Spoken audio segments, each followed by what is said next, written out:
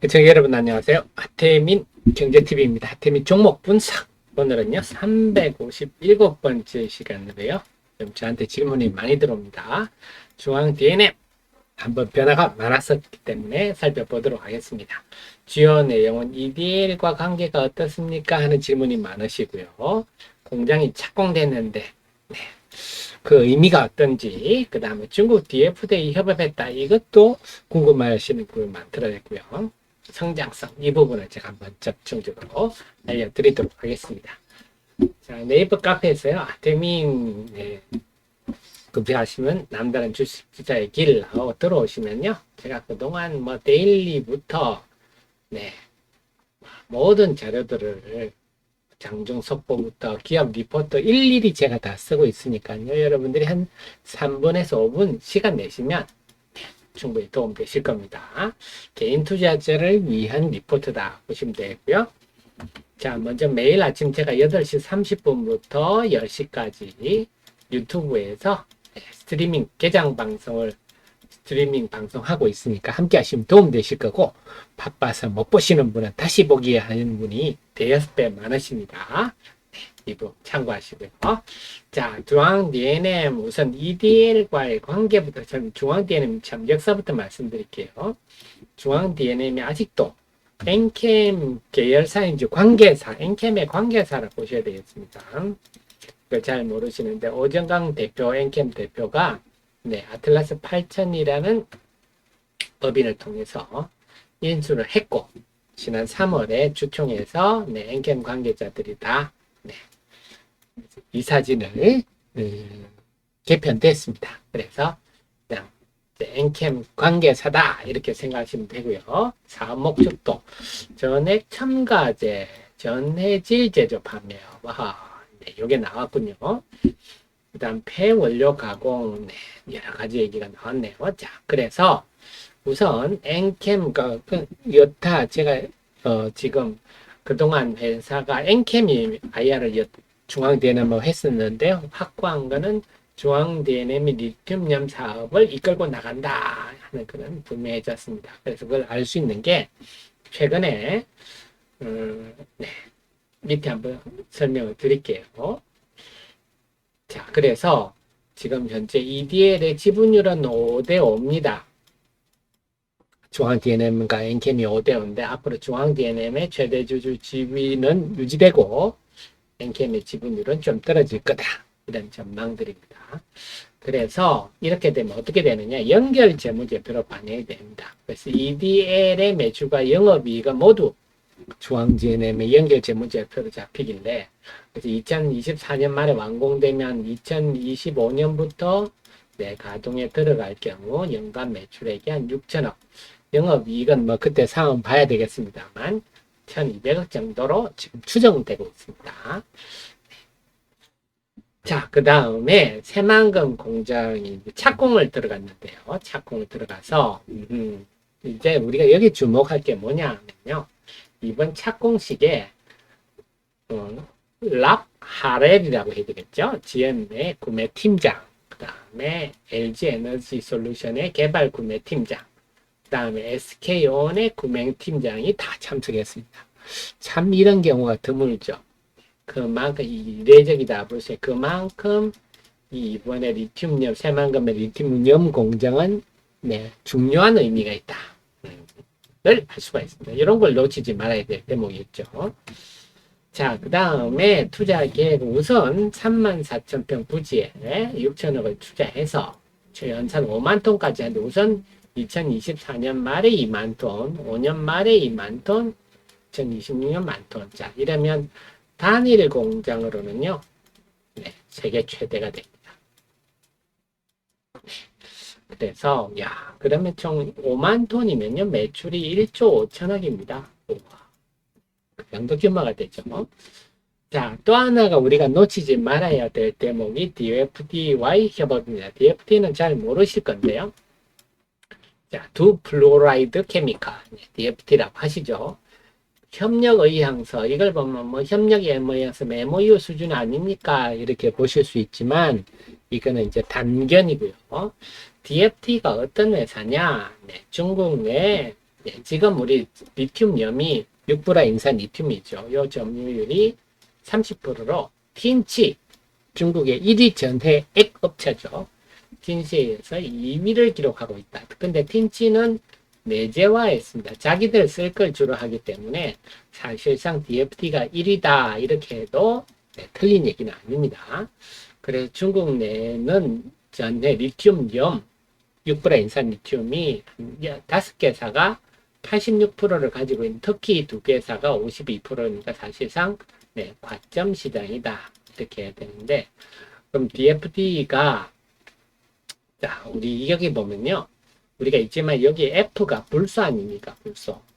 불소는요 매우 다루기 어려운 화학물질입니다. 폭발성도 있고 유독성도 있고 그래서 참 힘든 부분입니다. 기술이 상당히 필요한 세계적 케미칼 업체들만 주로 다룰 수 있는 그런 부분인데요. 그래서 기술이 굉장히 중요하다.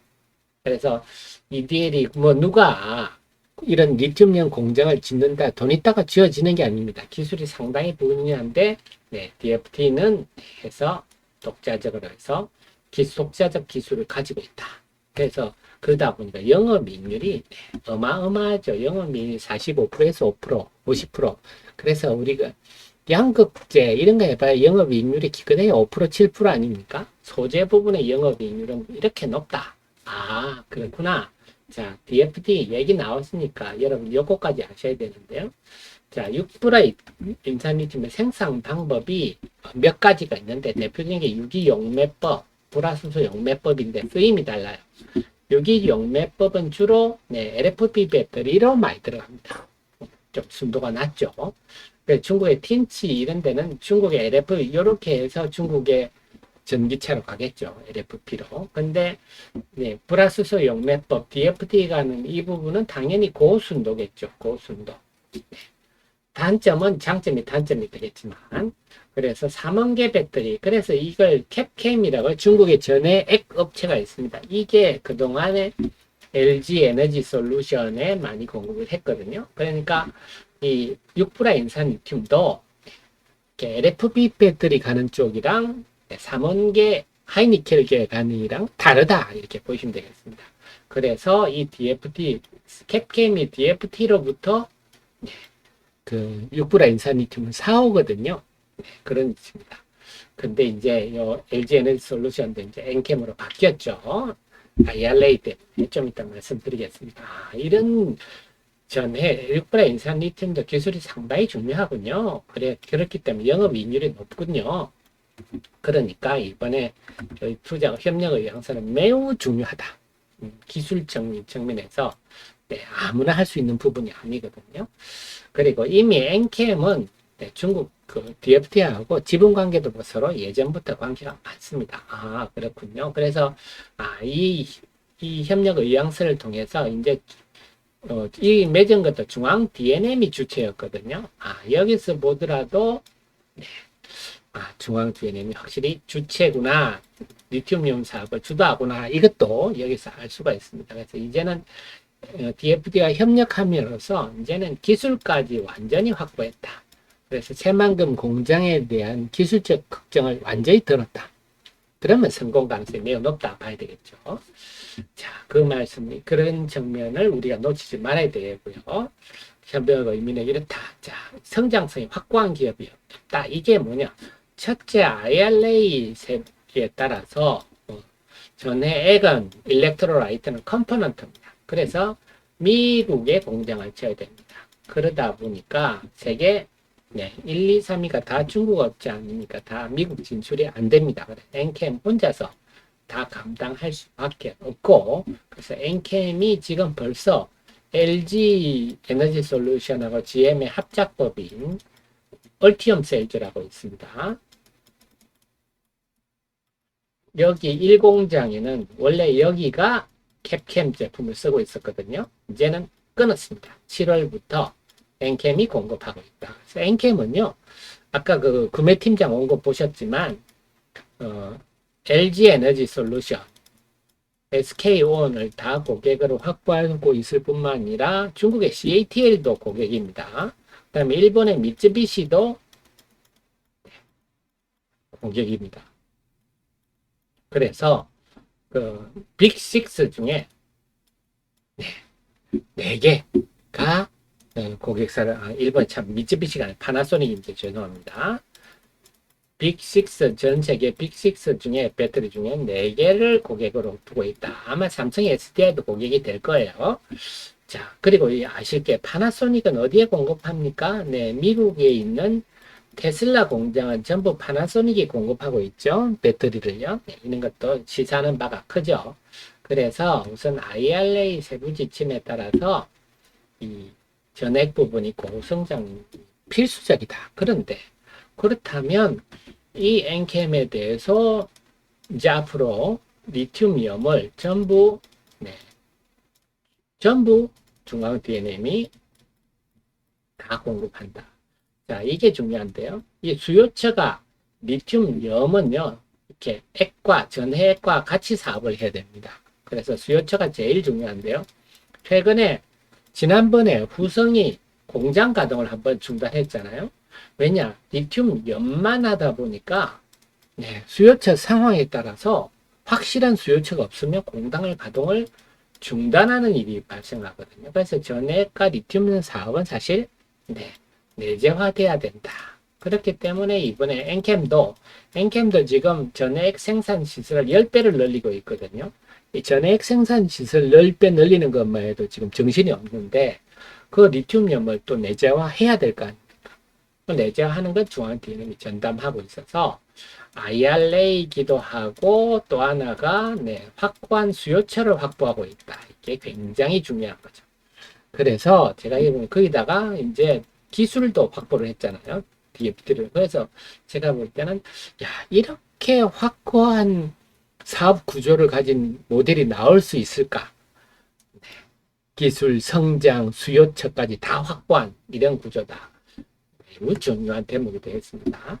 자, 그렇게 되면요, 결국 이런 측면에서 이제 우리 매매 전략인데 주가가 어떻습니까? 주가는 상대 비교를 해야 됩니다. 상대 비교를 하면 후성이 국내 연산 5,600톤 생산 규모를 가지고 있는데요.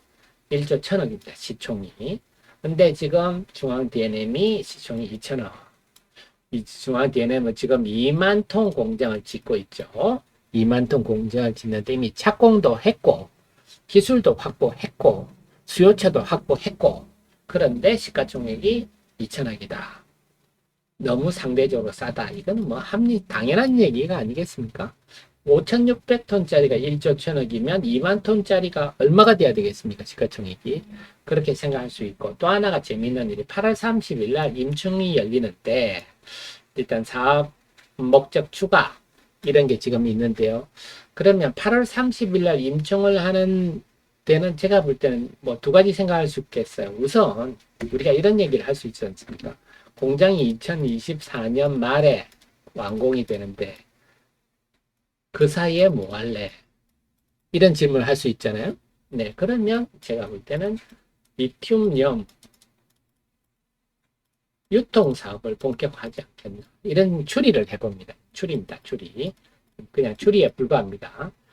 그래서 어차피 엔캠으로는 공급을 해야 되는데 리튬이온 유통 사업을 좀 본격화해야 되지 않겠느냐. 이런 생각이 들고요. 그리고 좀 더 나아간다면요. 국내 공장이 완공되기 전에 좀 리튬이온 예를 들면 중국에도 리튬이온 만드는 군소회사들이 많지 않습니까? 그런 중국의 리튬이온 공장 같은 거를 확보할 수도 있을 것 같아요. 그런 것도 우리 추리해 볼 수 있는 거죠. 왜? 엔캠이라는 확실한 수요처가 있으니까 뭐가 겁이 납니까? 자, 그 다음에 또 생각할 수 있는 게 인지주총에서 사명 변경 또 생각해 볼 수가 있어요. 이거는 상상이죠, 상상. 왜냐? 중앙 DNM 뜬금없잖아요. 사업하고도 이제 안 맞잖아요. 착공한 마당에, 공장도 착공한 마당에. 그러니까 사명 변경 같은 것도 결국 뭐냐? 이번 8월 30일 임총에는 굉장히 흥미로운 일이 많이 벌어질 수 있겠다. 이런 또 생각을 해볼 수가 있어요. 자, 근데 주가는 어떠냐? 주가 쭉 빠졌네요. 그래서 시총이 지금 2,000억. 그래서 구성 대비 상당히 싸다 이렇게 볼 수밖에 없는데 충분한 조정을 받았다. 그 다음에 8월 30일 날 임시주총이 있다. 그리고 그와 관련해서 여러 가지 풍성한 호재가 나올 가능성도 있다. 이렇게 본다면요. 만약에 예를 들어서 내가 이 주식을 한 4,500원 사서 물렸습니다. 이런 투자자가 있으신다면, 자, 우리가 본의 아니게 장기 투자를 하게 됐지만, 본질 측면에서 주가는 하락했지만, 본질적인 측면에 좋은 일이 훨씬 많았죠. 네, 이런 것들은요, 주가에 축적이 됩니다. 그래서 시장이 안정되면 폭발할 수 있기 때문에, 네, 이런 주식은 손해보고 나올 주식이 아니다. 본의 아니게 장투를 하게 되지만, 네, 결국은 먹고 나와야 될 주식이다. 이렇게 볼 수가 있겠고, 이제 또 2차전지 좀 좋은 주식 없습니까? 신규로 보신다면, 네, 이렇게 성장성이 확고하면서도 시총 2천억짜리 2차전지는 뭐 웬만큼 반기 끼면 시총이 1조 5천억씩 하지 않습니까? 1조 이상씩 하는데 시총이 2천억 중에 이렇게 매력적인 성장성을 가진 회사가 당연히 없죠. 그런 측면에서 본다면 신규로도 매수할 타임이고, 물론 조금 내가 고점에 물렸는데 네, 조금 더 매수할 수 있습니다. 이런 분은 좀 움직임이 좀 조짐이 보이면 물타기도 할 만한 상황이 아닐까. 그래서 주식을 우리가 사서 주식을 1라운드는 그렇습니다. 주식을 사서 바로 오르면 세상 좋지만 우리가 주식 매매를 하다면 사자마자 주가가 크게 오르는 경우는 거의 없습니다. 물리든지 횡보를 하다가 네, 가든지 하기 때문에 그럼 2라운드가 중요합니다. 2라운드가. 2라운드를 어떻게 대응하느냐? 네, 상호에서 물타기 하느냐? 네, 뭐 손절매하고 포기를 하느냐? 아니면 기업 내용을 공부했다가 보유했다가 회복하느냐? 뭐 이런 것들 2라운드가 굉장히 중요한데요. 2라운드 대응이 참 잘 할 만한 종목이다. 그래서 본질은 주가는 하락했지만 본질은 더 좋아지고 있다. 거기 초점을 맞추고 더 자세한 내용은요. 제가 앞에 들어가서 리포트를 자세히 보시기 바랍니다. 자, 그러면요. 저는 다음 이 시간에 또 찾아뵙도록 하겠습니다. 고맙습니다.